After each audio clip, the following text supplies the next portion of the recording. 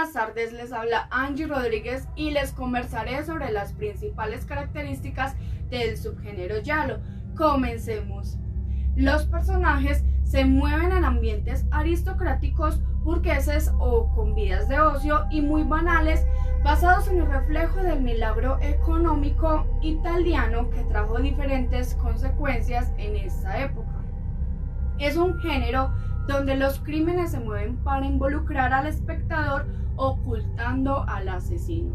Se caracterizan de relatos policíacos, de misterio y relatos de psicópatas que perseguían a bellas mujeres y eran investigados no por la ley sino por personajes externos, y este último tipo de relatos fueron los que acabarían conformando los elementos del giallo cinematográfico. También se destaca por su estilo visual, con una violencia explícita donde lo más importante era buscar el crimen. Tratan de un asesino con un poder sobrenatural que amenazaba a sus víctimas, y las claves de identidad se encontraban en los protagonistas de la cinta. La trama suele ser una excusa o un adorno que sirve para resaltar la violencia morbosa, recreando una forma estilizada y real. Allí se buscaba identificar y atrapar al asesino, que caracteriza en varias secuencias una serie de violencia muy elaborada. La iluminación se caracteriza por sombras de colores con localizaciones que muestran las calles con el mayor tenebrismo posible, y la dirección de arte es tan importante porque se nota en la construcción de las casas por la decoración dentro de ellas, convirtiéndose en obras de arte. La psicología del color. La psicología del color era de obras que estaban coloreadas en rojo sangre, y esto radicaba en el crimen y en el misterio contundente.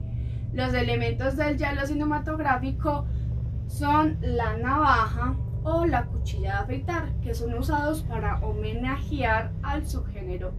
Este elemento reconocible es el Desierto Rojo en 1964 de Michelangelo, o 6 mujeres para un asesino, que se mueve en un ambiente aristocrático, y aquí podemos ver este tipo de elementos.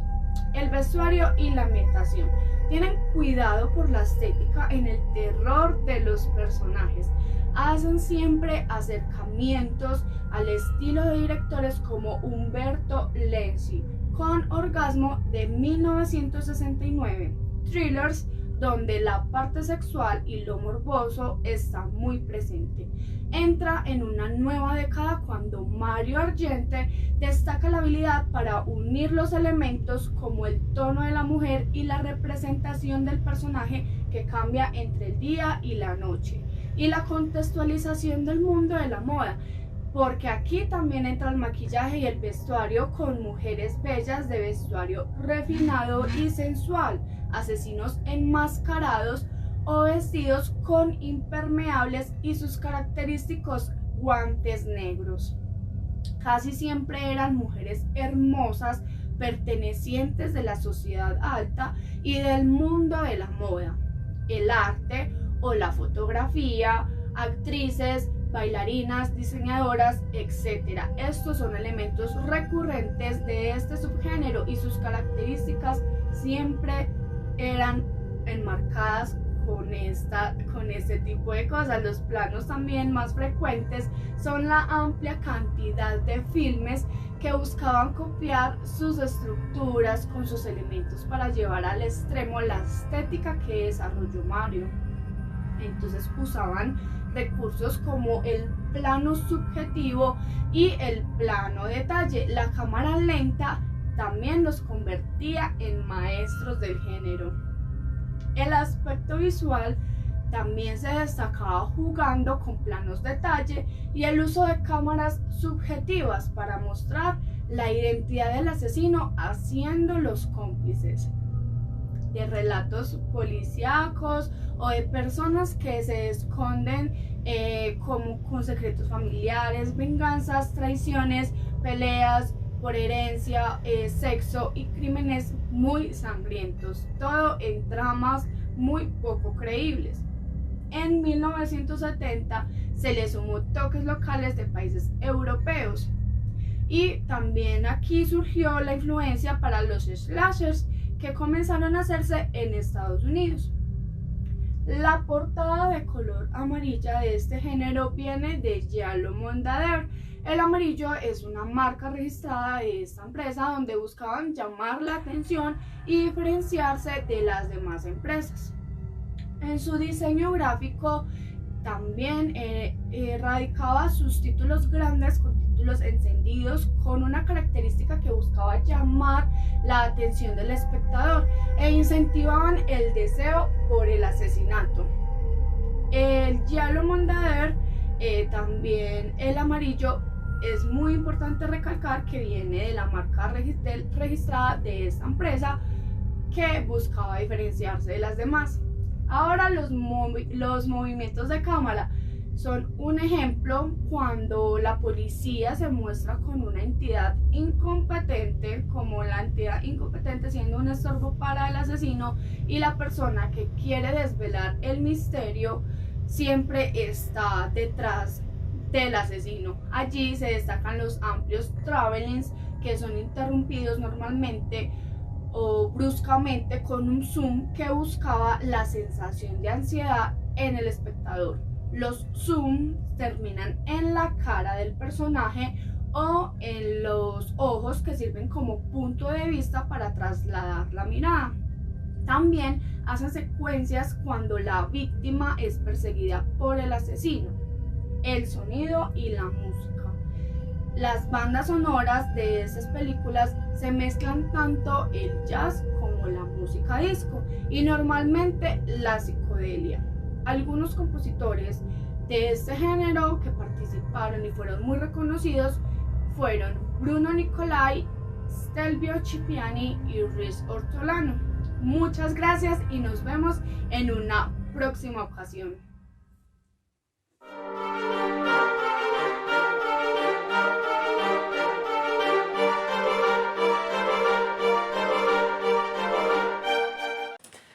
Hola, buenas noches. Indiscutiblemente, si hablamos del cine giallo, debemos hablar de una de las obras de Darío Argento que ha perdurado a través de los tiempos, convirtiéndose en uno de los últimos y más grandes referentes de este género.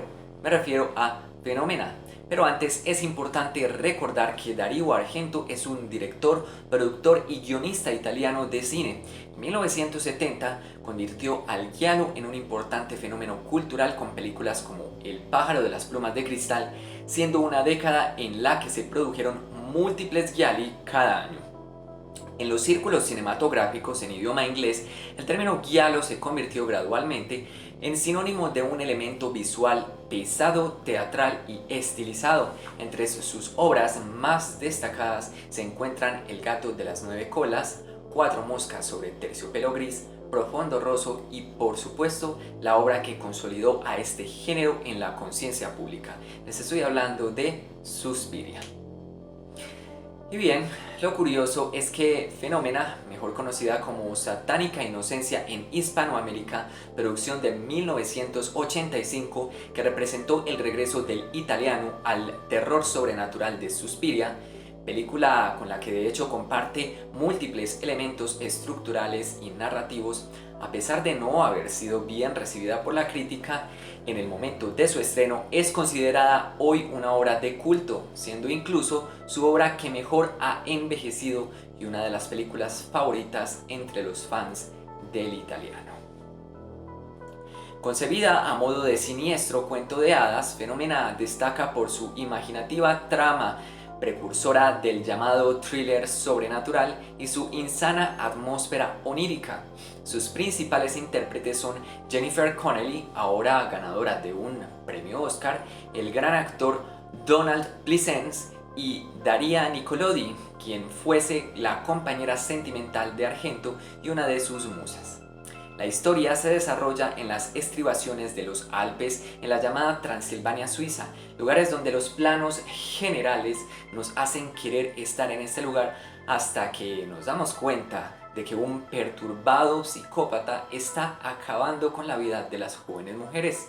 No contento con mutilar salvajemente a sus víctimas, todo parece indicar que convive con sus cadáveres durante meses. Paralelamente, Jennifer Corovino, hija de un famoso actor de Hollywood, llega a la zona para ingresar en la prestigiosa academia femenina Richard Wagner. Sin embargo, Jennifer no es una chica corriente. Además de sufrir sonambulismo, trastorno que no tardará en traerle desagradables consecuencias y mucho bullying por parte de sus compañeras, posee una extraordinaria capacidad de relacionarse telepáticamente con los insectos. Tras uno de sus episodios de sonambulismo, acabará azarosamente en la casa de McGregor, un reputado entomólogo especializado en insectos necrófagos con el que entablará amistad. Sin duda, dos momentos claves de la película y que impulsan a Jennifer a descubrir al misterioso asesino se dan cuando Sofía, su única amiga en la academia y compañera de habitación, es asesinada, lo que la llevará en uno de sus lapsos telepáticos a encontrar una pista del asesino entre los arbustos, guiada por una luciérnaga, dando así a una interminable búsqueda del misterioso culpable. Al descubrir las asombrosas capacidades de Jennifer, McGregor ideará un audaz plan para descubrir al asesino, que por supuesto requerirá la colaboración del gran Sarcófagus, una mosca cuyas larvas se alimentan de cadáveres. Para Fenómena, Argento escogió una banda sonora ecléctica y arriesgada, además de con sus habituales Claudio Simonetti y Fabio Pignatelli, que se encargaron del tema principal. Contó con la colaboración del Rolling Stones Bill Wyman, que fue responsable de Valley, uno de los temas más inquietantes de la banda sonora. Simon Boswell, por su parte, compuso para el film El perturbador de Maggots. Finalmente, el italiano completó la banda sonora con temas de Iron Maiden y Motorhead. Fenómena es una de las películas más explícitas de Argento, siendo recordada por la profusión de insectos mostrada en pantalla, especialmente de larvas cadavéricas, y la crudeza de algunas imágenes. A consecuencia de ello, la película tuvo graves problemas de distribución, y allí donde consiguió ser estrenada, por lo general sufrió recortes drásticos de metraje. Por ejemplo, en Estados Unidos, donde la versión original se clasificó X, se estrenó una versión mutilada en casi media hora bajo el nombre de Creepers, no siendo recuperada la versión íntegra del film hasta su edición por Anchor Bay en 1999. No obstante, y a pesar de la clasificación del film exclusivamente para mayores de 18 años, principalmente, Fenómena fue un notable éxito en Europa, llegando al 11º puesto en la taquilla en Italia y compitiendo con filmes como Los Cazafantasmas o Gremlins. En 2001 se pensó hacer una secuela, aunque nunca se rodó por problemas con su productora. Les recordamos seguirnos a través de nuestras redes sociales. No olviden suscribirse a nuestro canal en YouTube y activar la campanita de notificaciones.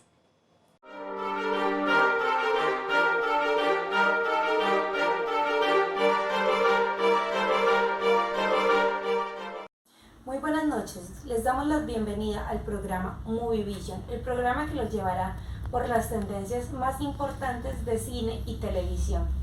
El día de hoy tenemos un especial del cine Giallo, cine italiano que tiene su inicio en el siglo XX. ¿Qué es? Es un género italiano de la literatura del siglo XX, especialmente fuera de Italia. Giallo se refiere específicamente a un determinado género de suspenso y terror, que tiene elementos de misterio o detectives. A menudo contiene slasher, crimen, suspenso, thriller psicológico y explotación y sex exploitation, y con menor frecuencia elementos de terror sobrenatural. En Italia, el término generalmente denota thrillers típicamente de subgéneros de ficción criminal, misterio y terror, independientemente del país de origen. Su origen. El cine Giallo tiene sus orígenes en la literatura, concretamente en las publicaciones editoriales de Arnoldo Mondori. Todo comienza en 1929, cuando se publica Gialli Mondori, una serie de libros dedicados a las novelas de detectives y criminales. La serie consistía en la traducción del idioma italiano a las novelas de Agatha Christie, Ellery Queen, Edgar Wallace, Ed McCain, Rex Stout y Ryan Shelter. Una de las primeras publicaciones fue la de la Sandra Norte del Signor Benson, de S.S. Van Dyne, a finales de la década de 1960. Alcanzó su punto máximo de la popularidad durante la década de 1970 y posteriormente disminuyó durante las siguientes décadas. Se ha considerado como un antecesor y una influencia significativa en el género estadounidense del cine slasher. El término giallo, que es una palabra italiana, significa amarillo. Proviene del color de las portadas de estas novelas, que relataban historias de crímenes y misterio, que alcanzaron gran aceptación en la Italia postfascista. Debido a su éxito, muchas editoriales de la época imitaron a Mondori e incluso copiaron el color amarillo de sus portadas, que pasó a ser un color identificativo de las novelas policíacas o de misterio. El término giallo llegó incluso a convertirse en una expresión coloquial que definía una situación misteriosa o no resuelta. Vamos a hablar ahora algo de historia. La primera novela giallo que fue adaptada del cine fue The Postman, Always Rain Twice, de James M. McCain, adaptada en 1943 por Luchino Visconti como Obsessione. Aunque la película fue técnicamente la primera en la entrega de giallo de Mondidori en ser adaptada, su estilo neorrealista fue marcadamente diferente del carácter violento y utilizado que adquirirían las adaptaciones posteriormente. Condenado por el gobierno fascista, Obsessione fue aclamada por un hito del cine neorrealista, pero no provocó más adaptaciones de giallo durante casi 20 años. El género giallo tuvo su apogeo desde 1968 hasta 1978. Sin embargo, el periodo más prolífico fue el periodo de un tiempo de 3 años, entre 1971 y 1973, durante el cual se produjeron 65 gialli diferentes. Directores como Bama, Argento, Fulci, Seni y Margery continuaron producciones gialli a lo largo de los 70 y más.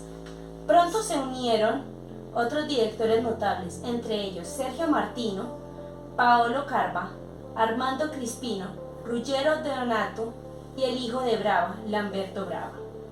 El género también se extendió a España a principios de los años 70, dando como resultado películas como La Residencia de 1969 y Los Ojos Azules de la Muñeca Rota, 1973, que tenían características inconfundibles de giallo, pero contaba con elementos de producción y actores españoles, a pesar de que procedieron al primer giallo por unos pocos años.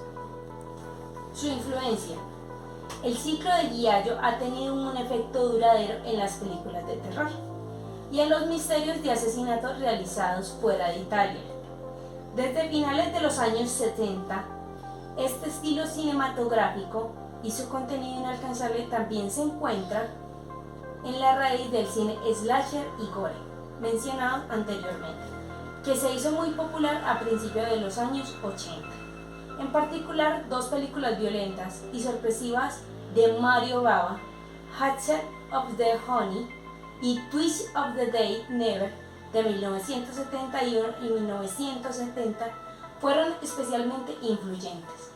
Los primeros ejemplos del efecto giallo se puede ver en las películas británicas Breaker, de 1967, y los thrillers de misterio estadounidenses No Way to the Red Lady, de 1968.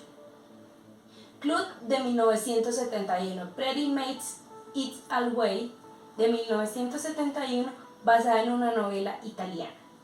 Frenzy y Albert Hitchcock, de 1972, Madhouse, de Vincent Price, de 1974, y Edge of Lord Mars, de 1978. Barbie Soft Studios de 2012 ofrecen un tributo afectuoso al género.